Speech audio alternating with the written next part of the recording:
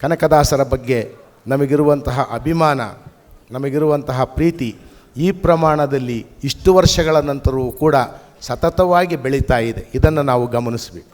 ಕನಕದಾಸರ ಜೀವನಕ್ಕೆ ಸಂಬಂಧಪಟ್ಟ ಒಂದು 3 ಕಥೆಗಳಿವೆ. ಆ 3 ಕಥೆಗಳು ಕೂಡ ಅವರು ಭಗವಂತನ ಸಾಕ್ಷಾತ್ಕಾರಕ್ಕೆ ಸಂಬಂಧಪಟ್ಟಂತಹ ಯಾವ ಚಿಂತನೆಯನ್ನು ಹೊಂದಿದ್ದರು ಅನ್ನೋದಕ್ಕೆ ಪೂರಕವಾಗಿರುವಂತಹ ಐತಿಹ್ಯಗಳು. ಇವೆಲ್ಲವನ್ನೂ ಕೂಡ ನಾವು ಚಾರಿತ್ರಿಕವಾಗಿ ನಡೆದವುಗಳು, ಇತಿಹಾಸದಲ್ಲಿ ಸಂಭವಿಸಿದವುಗಳು ಅನ್ನೋದಕ್ಕಿಂತ ಹೆಚ್ಚಾಗಿ ಜನಮಾನಸ ಅವರಿಗೆ ಗೌರವ ಕೊಡುವುದಕ್ಕೋಸ್ಕರವಾಗಿ ಕಟ್ಟಿಕೊಂಡಿರುವಂತಹ ಐತಿಹ್ಯಗಳು. ಅವುಗಳಲ್ಲಿ ಒಂದು ಆರಂಭದ ಕತೆ, ಅವರು ಬಾಳೆಹಣ್ಣು ತಿನ್ನುವ ಕತೆ. ಪಠ್ಯಪುಸ್ತಕದಲ್ಲಿ ಇರೋದರಿಂದ ನಮ್ಮೆಲ್ಲರಿಗೂ ಕೂಡ ಅದು ಬಹಳ ಪ್ರಸಿದ್ಧವಾಗಿರುವಂಥದ್ದು. ಇತರ ಎಲ್ಲ ಶಿಷ್ಯರು ಬಾಳೆಹಣ್ಣನ್ನು ದೇವರಿಗೆ ಕಾಣದ ಜಾಗದಲ್ಲಿ ತಿಂದು ಬಂದರು. ಕನಕದಾಸರು ಮಾತ್ರ ದೇವರು ಇಲ್ಲದ ಜಾಗ ನನಗೆ ಕಾಣಲಿಲ್ಲ, ಆದ್ದರಿಂದ ನಾನು ಅದನ್ನು ತಿನ್ನೋದಕ್ಕೆ ಆಗಲಿಲ್ಲ ಅಂತ ಅದನ್ನು ವಾಪಸ್ ತಂದು. ಎರಡನೆಯದು ಇನ್ನೊಂದು ಪ್ರತೀತಿ ಮತ್ತು ಇನ್ನೊಂದು ಐತಿಹ್ಯ ಇದೆ. ಒಂದು ಸಲ ಅವರ ಗುರುಗಳು ಎಲ್ಲ ಶಿಷ್ಯರಿಗೂ ತಾಮ್ರದ ಚೆಂಬುಗಳನ್ನು ಕೊಟ್ಟು, ಮಲಿನವಾಗಿದ್ದ ತಾಮ್ರದ ಚೆಂಬುಗಳನ್ನು ಕೊಟ್ಟು, ಇವುಗಳನ್ನು ತೊಳೆದು ಶುದ್ಧವಾದ ಕುಡಿಯುವ ನೀರನ್ನು ತನ್ನಿ ಅಂತ ಹೇಳಿದರು.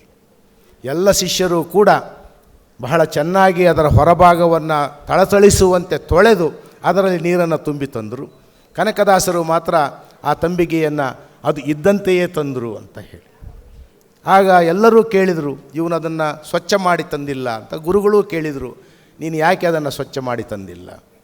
ಅವ್ರು ಹೇಳಿದರು, ನಾನು ಅದರ ಒಳಗಡೆ ತೊಳೆದಿದ್ದೀನಿ, ಆದ್ದರಿಂದ ಅದರೊಳಗಿರುವಂತಹ ನೀರು ಕುಡಿಯಲು ಶುದ್ಧವಾಗಿದೆ. ಬೇರೆಯವರೆಲ್ಲ ಹೊರಗಡೆ ತೊಳೆದಿದ್ದಾರೆ.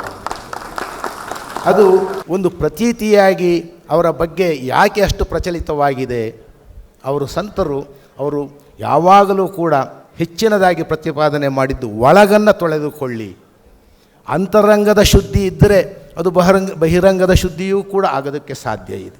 ಭಕ್ತನಾದವನು ತನ್ನ ಒಳಗಡೆ ಎಷ್ಟು ಪರಿಶುದ್ಧನಾಗಿದ್ದಾನೆ, ದೇವರನ್ನು ಎಷ್ಟು ಭಕ್ತಿಪೂರ್ವಕವಾಗಿ ಪ್ರೀತಿ ಮಾಡುತ್ತಿದ್ದಾನೆ ಮತ್ತು ಭಕ್ತಿ ಮಾಡುತ್ತಿದ್ದಾನೆ, ಇದರ ಆಧಾರದಲ್ಲಿ ದೇವರು ಒಲಿಯುತ್ತಾನೆ, ಹೊರರೂಪಗಳಿಗೆ ಅಲ್ಲ.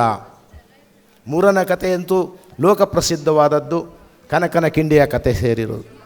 ಆ ಕನಕನ ಕಿಂಡಿಯ ಕತೆ ಹೇಳುವ ಪ್ರಕಾರ ಕನಕದಾಸರಿಗೆ ಅವರಿಗೆ ಮುಖ್ಯದ್ವಾರದ ಮುಖಾಂತರವಾಗಿ ಭೇಟಿ ಮಾಡಿ ದೇವರ ದರ್ಶನ ಮಾಡೋದಕ್ಕೆ ಅವಕಾಶವನ್ನು ಕೆಲವು ಕರ್ಮಠರು ಕೊಡಲಿಲ್ಲ ಅನ್ನುವುದು ಒಂದು ಪ್ರತೀತಿ.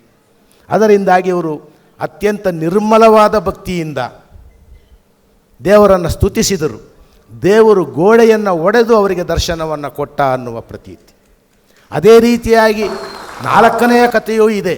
ಅವರ ಅಂತರಂಗದ ನಿರ್ಮಲ ಗುಣದ ಬಗ್ಗೆಯೇ ಈ ಪ್ರತೀತಿಯು ಮತ್ತು ಈ ಐತಿಹ್ಯವೂ ಹೇಳುತ್ತೆ. ಅದು ಕರ್ನಾಟಕದ 2 ಭಾಗದಲ್ಲಿ ಚಾಲ್ತಿಯಲ್ಲಿದೆ. ಏನು ಅಂತ ಹೇಳಿದರೆ, ಅವರು ಕೆಲವು ಸಲ ತಮ್ಮ ಹೊಟ್ಟೆಯೊಳಗಡೆ ಇರುವಂತಹ ಕರುಳನ್ನು ತೆಗೆದು ತೊಳೆದು ಆ ಮುಖಾಂತರವಾಗಿ ಸ್ವಚ್ಛಗೊಳಿಸ್ಕೊಳ್ತಾ ಇದ್ದರು ಅನ್ನುವಂತಹ ಒಂದು ಪ್ರತೀತಿ. ಇದೂ ಕೂಡ ಏನನ್ನು ಹೇಳುತ್ತೆ? ಭಕ್ತಿಪಂಥ ಬಹಳ ಮುಖ್ಯವಾಗಿ ಗಮನ ಕೊಟ್ಟಿದ್ದು ಅಂತರಂಗ ಶುದ್ಧಿಗೆ. ಯಾರು ನಿರ್ಮಲ ಅಂತಃಕರಣದಿಂದ ದೇವರನ್ನು ಪ್ರೀತಿ ಮಾಡ್ತಾರೋ ಅವರಿಗೆ ಭಕ್ತ ಒಲಿಯುತ್ತಾನೆ. ಬೇರೆ ಎಲ್ಲರೂ ಕೂಡ ಬೇರೆ ಬೇರೆ ಪೂಜೆಗಳಲ್ಲಿ ಎಂತೆಂತಹ ಪುಷ್ಪಗಳನ್ನು ತಂದು ಅರ್ಪಿಸ್ತಾರೆ ದೇವರಿಗೆ, ಅದರ ಮುಖಾಂತರ ದೇವರನ್ನು ಒಲಿಸ್ತಾರೆ ಅಂತ ಹೇಳ್ತಾರೆ. ಆದರೆ ನಿಜವಾದ ಭಕ್ತನಾದವನು, ಸಂತನಾದವನು ತನ್ನ ಮನಸ್ಸನ್ನೇ ಒಂದು ಪುಷ್ಪವನ್ನಾಗಿ ಮಾಡಿ ದೇವರಿಗೆ ಅರ್ಪಿಸ್ತಾನೆ. ಆದ್ದರಿಂದ ದೇವರು ಒಲಿತಾನೆ.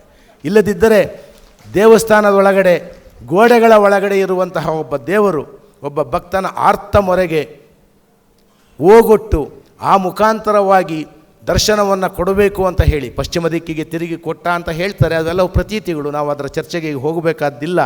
ಆದರೆ ಒಳಗಡೆಯ ದೇವರು ಹೊರಗಡೆಯ ಭಕ್ತನಿಗೆ ಆ ರೀತಿಯಾದ ದರ್ಶನವನ್ನು ಕೊಡಬೇಕು ಅಂತ ಹೇಳಿದರೆ ಅದು ಸಾಮಾನ್ಯವಾದುದಲ್ಲ.